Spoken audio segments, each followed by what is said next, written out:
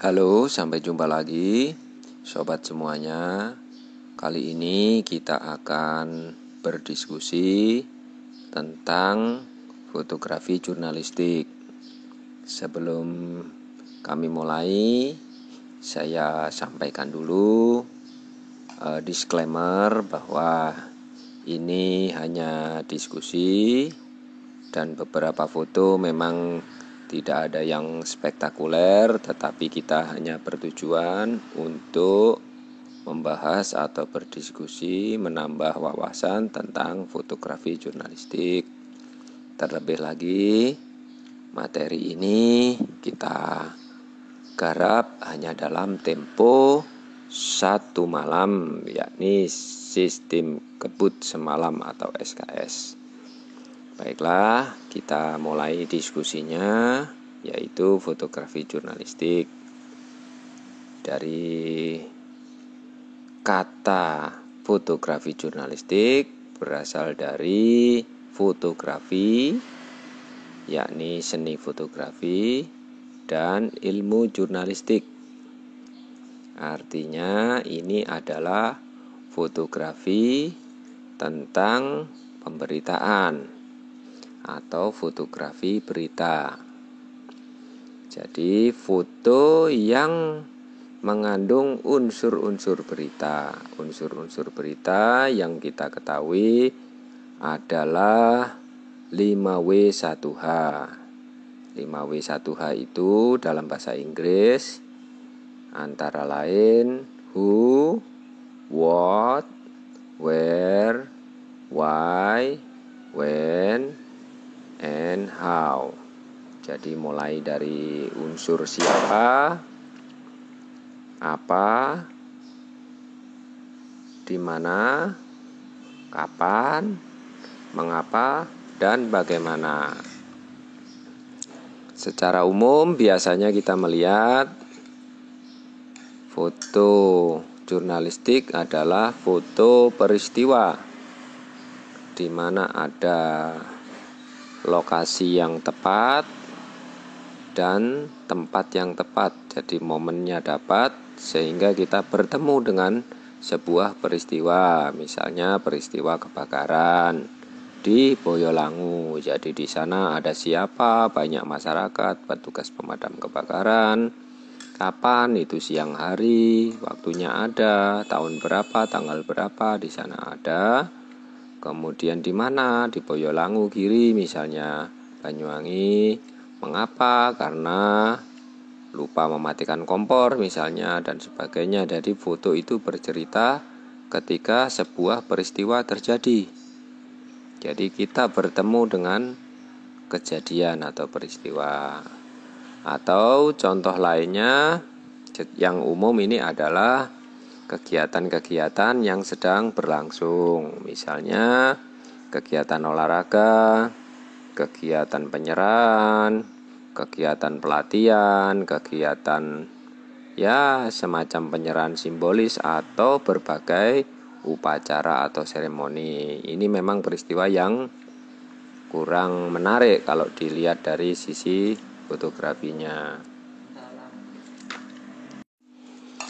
Kemudian muncul pertanyaan besar, kenapa? Apakah harus begitu? Apakah harus kita bertemu dengan peristiwa? Ya, peristiwa kecil lah setidaknya seperti ini. Tetapi sebenarnya fotografi jurnalistik tidak mengharuskan kita bertemu dengan sebuah kejadian peristiwa, entah kebakaran, pertandingan olahraga, seremoni, kebakaran, kecelakaan, dan sebagainya. Tetapi segala sesuatu yang ada di sekitar kita itu bisa kita eksplorasi, bisa kita olah untuk dikemas menjadi sebuah karya foto jurnalistik, sesuatu di sekitar kita. Tidak hanya satu single foto, misalnya bisa kita juga membandingkan sesuatu yang kontras misalnya, atau apapun itu yang ada di sekitar kita. Contohnya ini ada sebuah kendaraan untuk manusia, kendaraan penumpang yang sudah sangat layak dan safety, kemudian masih mulus, catnya nyaman, kemudian transmisinya juga bagus, tetapi digunakan untuk mengangkut barang. Tapi di sisi lain misalnya ada kendaraan yang untuk barang tetapi digunakan untuk memuat manusia. Nah, ini sangat berbahaya bagi anak-anak ya. Bahaya dalam tanda kutip ini untuk anak-anak. Karena ini untuk barang saja ya. Selanjutnya bagaimana? Yang paling penting ini adalah membuat karya seni foto jurnalistik ya, foto jurnalistik yang bagus. Ada beberapa hal yang harus diperhatikan, yaitu menghindari supaya karya-karya tidak monoton dan membosankan. Karena pada dasarnya seni fotografi itu kaitannya sangat erat dengan keindahan. Penilaiannya indah itu dinilai dari hati. Makanya sangat perlu kita memberikan sudut pandang yang menarik kepada para penikmat karya foto jurnalistik kita. Jadi usahakan memberikan sudut pandang yang berbeda daripada sudut pandang secara umum. Kita mungkin bisa melihat beberapa contoh sudut pandang itu bagaimana yang tidak seperti biasanya. Tetapi sebelum itu kita melihat dulu sebuah kasus sehingga beberapa hal itu bisa kita hindari. Saat kita ini pengalaman ketika mampir ke tempat penampungan barang bekas atau barang rongsokan, kita ambil gambar dan ini ternyata tidak menarik, kurang sedap dipandang. Bagaimanapun barang-barang yang seperti ini tidak teratur, dipolah seperti apapun, ini akan sangat sulit untuk diolah menjadi karya foto jurnalistik yang menarik, yang indah. Kemudian kita bisa melihat di sekitar kita itu banyak sekali tempat-tempat wisata, mulai dari bawah laut, puluhan destinasi pantai di Banyuwangi, kemudian areal persawahan, areal perkebunan, pegunungan, puncak gunung sampai gunung berapi, semuanya lengkap di Banyuwangi.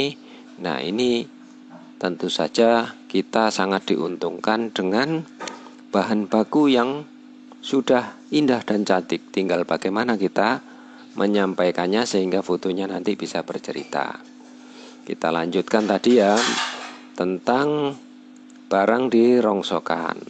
Jadi ada beberapa hal yang harus kita hindari juga selain ketidakteraturan dan kekotoran tadi. Ini dalam bahasa kami sebut sadis. Kita lihat foto yang sebelah kanan itu ada baju merah tanpa kepala, ada kakinya tanpa kepala. Misalnya juga Anda harus hindari misalnya tangan tanpa kepala terpotong, bagaimana? Nah, ini yang kurang menarik. Selain itu, hindari pula gambar-gambar objek utama yang membelakangi bagian kepala. Ini sangat dihindari. Kemudian kembali kepada sudut pandang tadi, angle itu lebih baik tidak seperti angle yang ada pada masyarakat pada umumnya, setinggi mata rata-rata masyarakat umum. Makanya kita harus ngambil angle dari atas maupun dari bawah. Dari atas bisa naik kursi secara, atau di atas kepala kita angkat saja kameranya, atau kalau dari bawah ya tinggal naruh kamera di lebih rendah, atau yang ekstrim ini bisa tiarap. Tapi saya pikir tidak perlulah se ekstrim ini, karena bajunya nanti bisa kotor semuanya. Kemudian kita berikan beberapa contoh ya, ini beberapa contoh karya foto yang dari atas, misalnya dari atas kepala saja, dari atas kepala lebih sedikit, lebih sejengkal. Nah, ini situasi akibat PPKM, penjahit menjadi sepi. Jadi sudah banyak mesin jahit, ada penjaganya, tetapi di sana tidak ada pekerjanya, juga tidak ada tumpukan kain maupun garapan kain yang mau dijahit. Ini sepi sekali. Ini hanya contoh saja. Ini sudah bisa bercerita fotonya.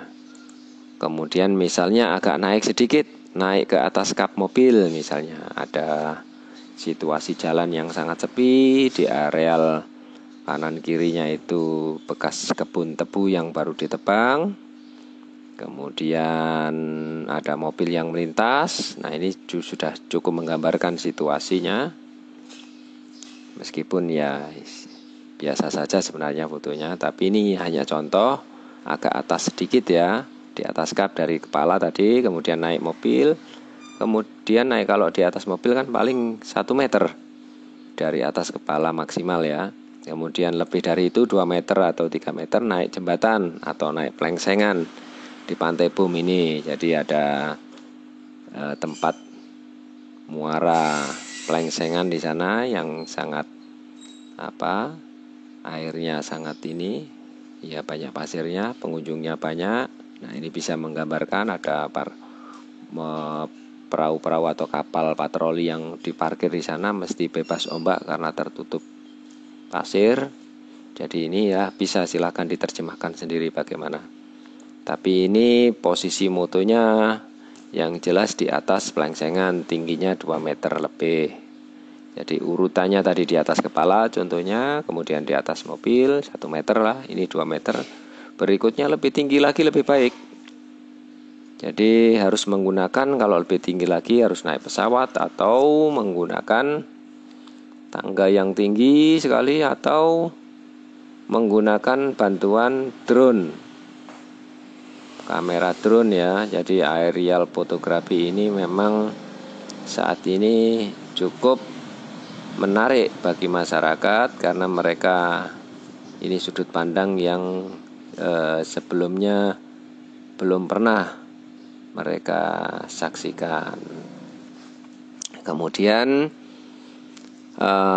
sebaliknya, contoh sebaliknya misalnya dari angle dari bawah atau sudut pandang dari bawah, ini posisi di berdiri biasa ya, sebenarnya kebetulan objeknya di atas. Jadi kemudian ya ini kalau posisi seperti ini sebenarnya yang lebih cocok, kerennya itu untuk fotografernya, jadi bisa melihat dari atas, ini lebih menarik. Tapi ini hanya contoh dari bawah, objeknya di atas. Kebetulan nemunya fotonya ini di HP.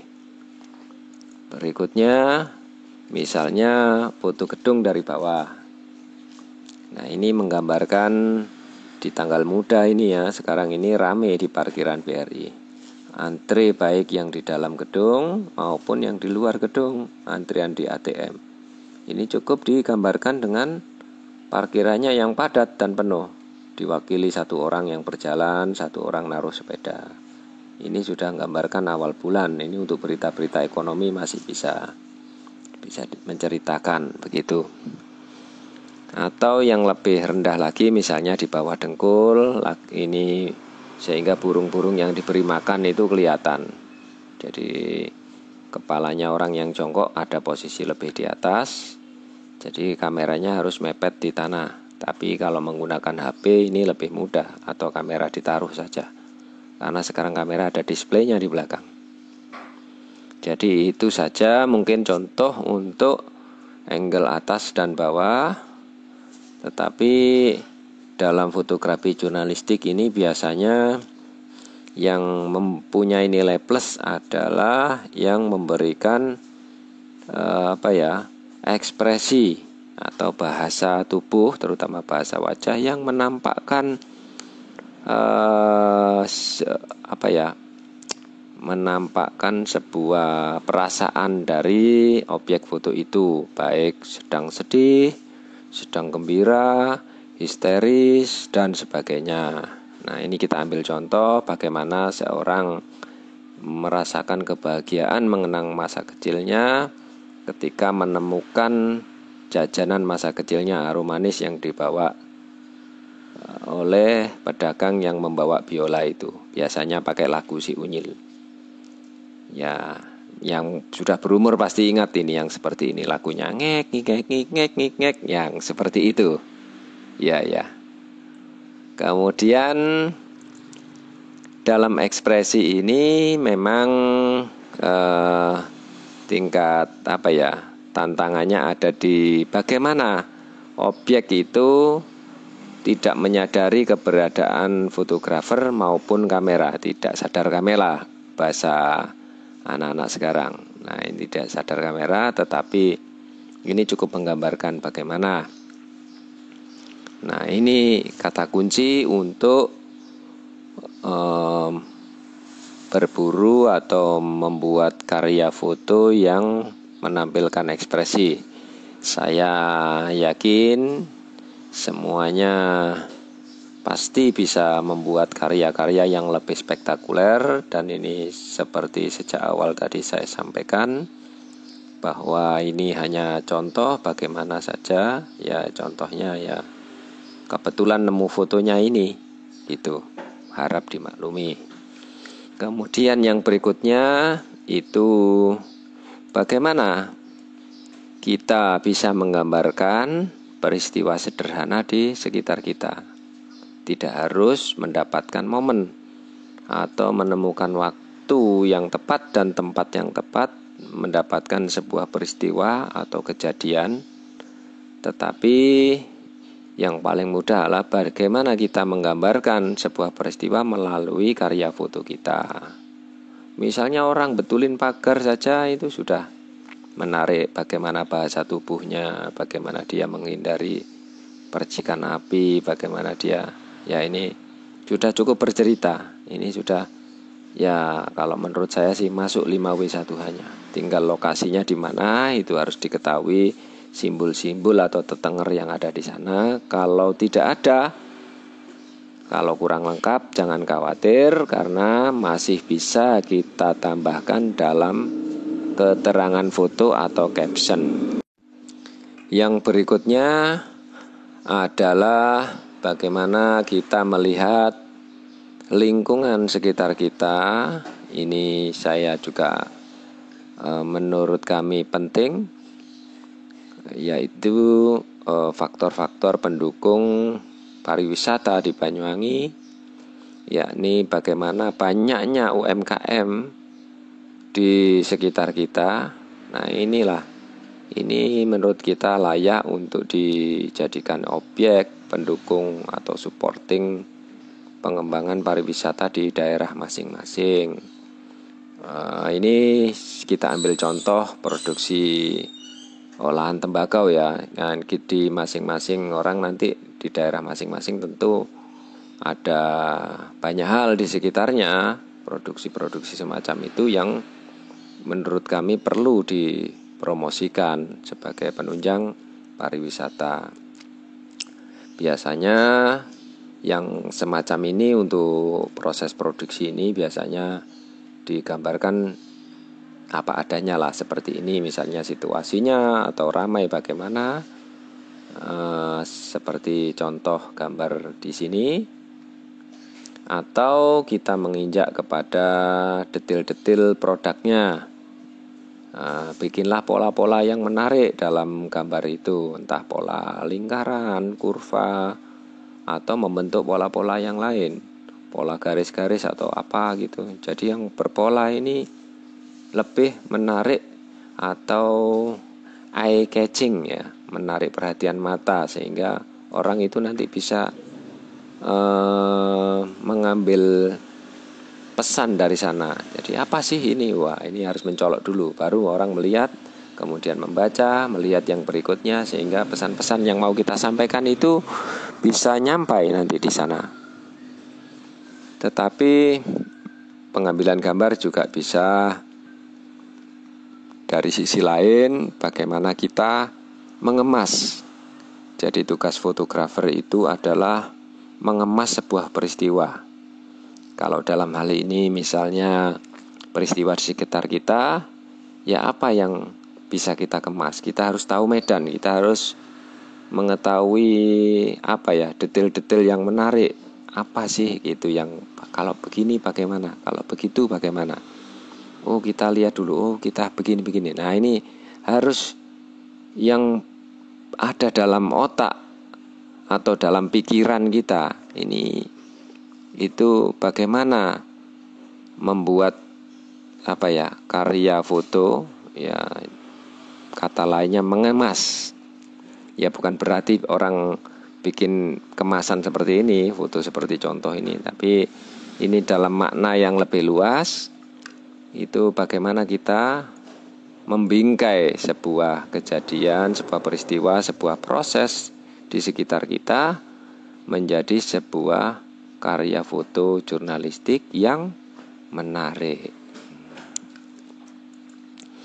Dan tentu saja sesuatu yang indah, yang cantik itu pasti menarik untuk dieksplorasi.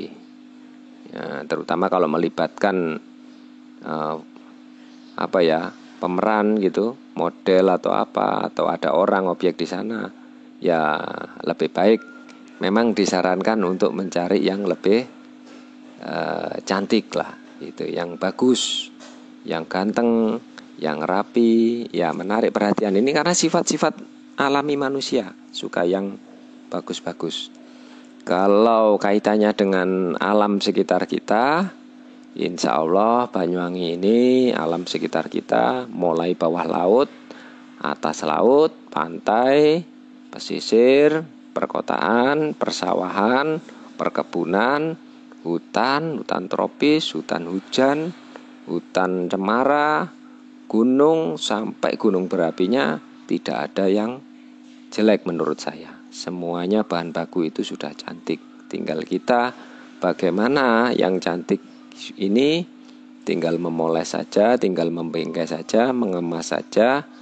Kemudian bagaimana kita berkarya sehingga menjadikan sebuah foto cerita, foto deskripsi, foto jurnalistik yang baik.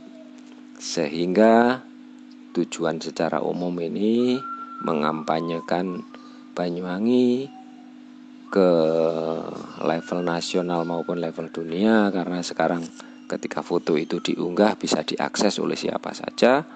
Ini menjadikan sebuah tanda kutip kampanye yang baik. Saya pikir ini kita cukupkan dulu. Diskusi kita kali ini akan kita perbanyak dengan tanya jawab.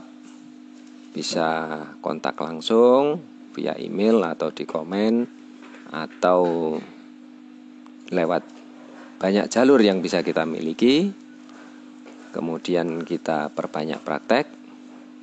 Sementara itu kurang lebihnya mohon maaf. Terima kasih dan sampai jumpa di lain kesempatan.